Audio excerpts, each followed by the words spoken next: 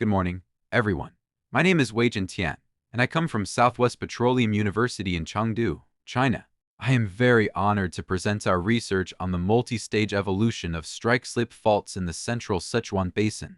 This study is based on 3D seismic data and drilling cores. By combining UPB dating of fault cements with seismic and geological analysis, we comprehensively studied the timing and formation mechanisms of multiple stages of strike-slip fault activity. We also explored the significance of these faults for oil and gas accumulation. First, I will introduce the research background and objectives. As we gradually use up shallow oil and gas, deep carbonate reservoirs have become one of the main frontiers for exploring hydrocarbons. These reservoirs hold huge potential. Around the world, deep hydrocarbon resources are estimated to be over 200 billion tons. In China alone, they exceed 20 billion tons. But exploring these resources is not easy. Right now, the proven rates of deep hydrocarbon resources worldwide is less than 20%. This shows there is a big gap between how much we have explored and the actual resource potential. The properties of deep reservoirs are also very complex. Porosity is usually below 5%, and permeability is often less than 1 millidarcy. This makes them typical low porosity, low permeability reservoirs. As a result, production rates are low, and economic returns are often poor. However, data from Pang and colleagues show that when fractures exist in these reservoirs, permeability can go up by 10 to 100 times. This means that fracture systems have a huge impact on how productive deep reservoirs can be. Deep hydrocarbon-bearing basins are found all over the world. As the figure shows, whether in the Middle East, North America, or China, there are plenty of deep hydrocarbon resources.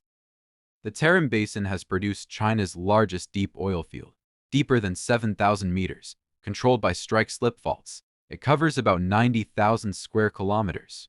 The total resources are over 5 billion tons, and proven reserves exceed 1 billion tons. This field is the first and most typical example of a strike-slip fault-controlled oil field. As the figure shows, these strike-slip faults create a complex network of fractures. This network plays a key role in controlling deep hydrocarbon accumulation.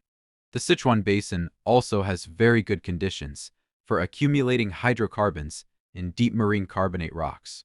Several large carbonate gas fields have already been found in the basin. Gas in carbonate rocks makes up about 71% of the basin's total gas resources. Earlier studies suggested that high-energy platform margin fascias control the formation and distribution of dolomite reservoirs. Based on this, a facies-controlled reservoir development model was created.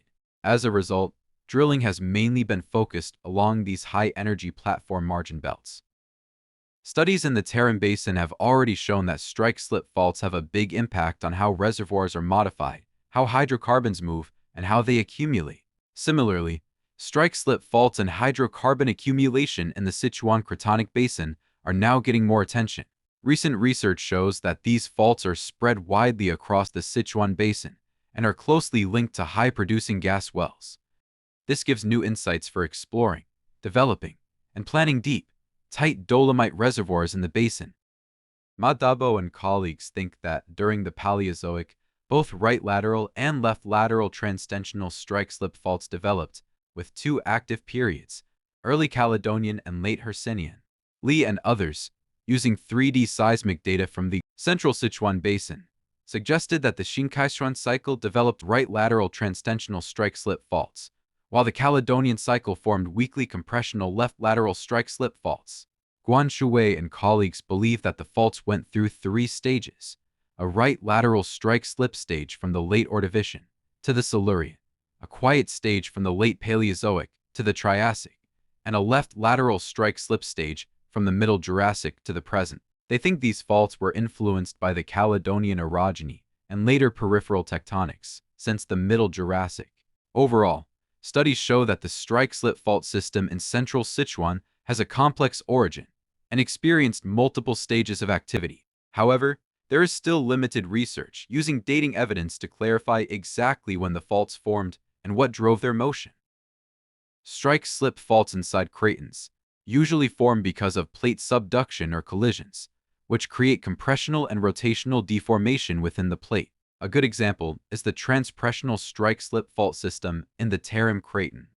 However, in the central Sichuan area, deep transtensional strike-slip faults have developed. These faults probably formed in a way different from strike-slip faults in a convergent tectonic setting.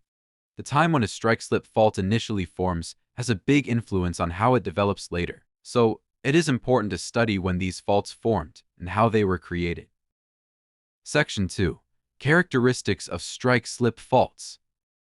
Minor strike-slip faults are characterized by weak seismic responses and strong non-uniqueness, which has led to a lack of effective identification methods and standardized procedures, posing an international challenge. Forward modeling shows that a vertical displacement greater than 20 meters is required to generate a clear fault image on seismic sections, whereas strike-slip faults in the Sichuan Basin are often smaller in scale, making identification even more difficult. Why is fault identification in the Sichuan Basin so challenging? There are three main reasons. The quality of seismic data in the Sichuan Basin is poor, with severe noise interference and low signal-to-noise ratios. The vertical displacements of strike-slip faults in the Sichuan Basin are typically small, often less than 20 meters, making it difficult to produce clear seismic fault images.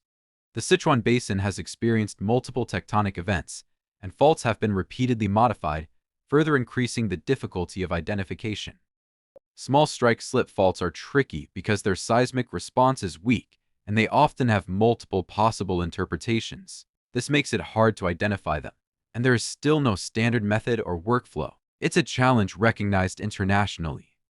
Forward modeling shows that a vertical displacement needs to be more than 20 meters to create a clear fault image on a seismic section. But in the Sichuan Basin, strike-slip faults are often smaller than this, which makes them even harder to spot. Why is it so difficult to identify faults in the Sichuan Basin? There are three main reasons. First, the quality of seismic data in the basin is poor. Noise is a big problem, and the signal-to-noise ratio is low. Second, vertical displacements of strike-slip faults are usually small, often less than 20 meters. This makes it hard to get a clear seismic image. Third, the Sichuan Basin has gone through multiple tectonic events. Faults have been repeatedly modified, which further increases the difficulty of identification. After processing with the navigation pyramid method, small faults show up more clearly. Vertical reflections on the seismic sections are more continuous, and fault attributes become much easier to see. Building on the resolution enhancement achieved through the navigation pyramid, maximum likelihood, symmetric illumination, and other attributes are preferentially selected to identify minor strike-slip faults. At the same time, for cross-section indicators of strike-slip fault identification are proposed: 1. Steeply high angle and upright, cutting into the basement. 2. Dip reversal. 3. Flower structures. 4. Deformation differences between the upper and lower parts. 3. Plan view indicators are also proposed: 1. An echelon or oblique faults. 2. Horizontal displacement of structures or lithofacies. 3. Extension grabens or horsetail structures. By combining section interpretation with plane attributes, this method allows us to effectively identify small strike-slip faults with vertical displacements of just 5 to 10 meters, corresponding to level 3 and 4 faults. Seismic sections show that strike-slip faults in the central Sichuan Basin are mainly distributed from the Sinan to the Permian. Most faults reach the bottom of the Permian. Some extend upward into the Permian, and very few go into the Triassic or high. On the seismic sections, these faults display typical strike-slip features, such as flower structures, steep upright faults, and dip reversals. Using high-quality seismic data and considering the structural characteristics of the Sichuan Basin, we mapped strike-slip faults over about 20,000 square kilometers of 3D seismic area. The results show that there are 34 major strike-slip fault zones. Their lengths are usually between 30 and 80 kilometers, with the longest reaching 160 kilometers, and they extend beyond the 3D seismic area. The faults mainly trend northwest-west to east-west, northwest, and northeast. Nearly 20 faults longer than 50 kilometers, trending northwest-west to east-west, form the main framework of the fault system. The spacing between faults is about 10 kilometers on average, with a minimum of 5 kilometers and a maximum of 15 kilometers. Some northwest trending faults develop obliquely across these blocks, diverging from the northwest-west to east-west faults as axes, and northeast trending faults also intersect within the area. Strike-slip faults show clear layering in the vertical direction, and different layers have different characteristics. Some faults are located below the Cambrian basal unconformity, while others develop within the Cambrian. Within the Cambrian, seismic reflectors show obvious offsets along the same phase axis, but near the top, close to the bottom of the Permian, the deformation of the same phase axis is weak.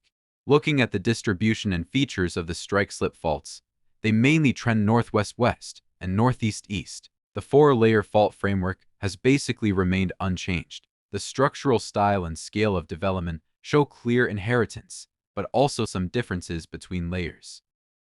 Part 3. Formation and evolution of strike-slip faults.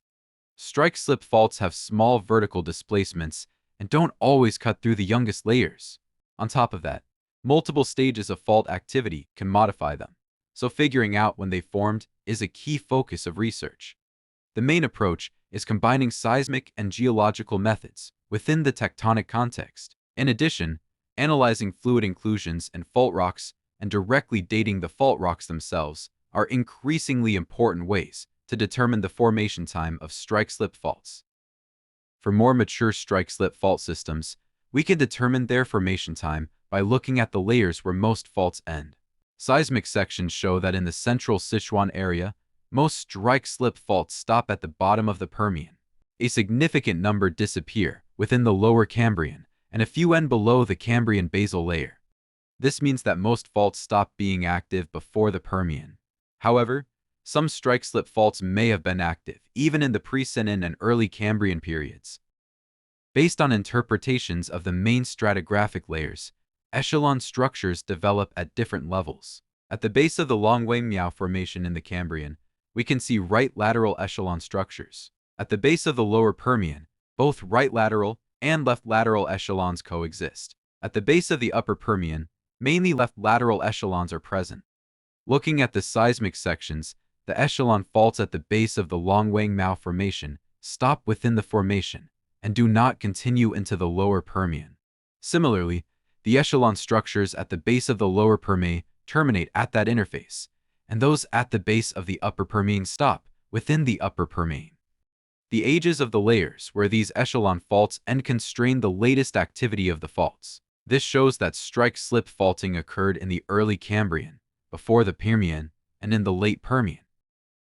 The Sichuan Basin has experienced multiple phases of tectonic activity, during which the nature and orientation of the regional stress field changed. Fault reactivation was accompanied by differential distribution of extensional, compressional, and strike-slip components, resulting in variations in fault scale, style, and properties, such as multi-layered flower structures and transitions between transtensional and transpressional characteristics, which can be used to determine the timing of strike-slip fault activity. Maps show that in the upper Permian, positive flower structures are developed, confirming superimposed strike-slip fault activity in the late Permian. 3 layers of flower structures develop within the lower Cambrian, below the base of the Permian, and within the upper Permian indicate at least 3 phases of strike-slip fault activity. In recent years, UPB dating of carbonate cements and fault-related fractures has become an important way to determine when faults were active. The tests are done using laser ablation, inductively coupled plasma mass spectrometry, which gives quite precise ages. In the Gaomo area of central Sichuan, PT1 well sits on a strike-slip fault. In the Dung-2 interval, many structural fractures are developed. Logging data show that the fracture orientations basically match the fault trend.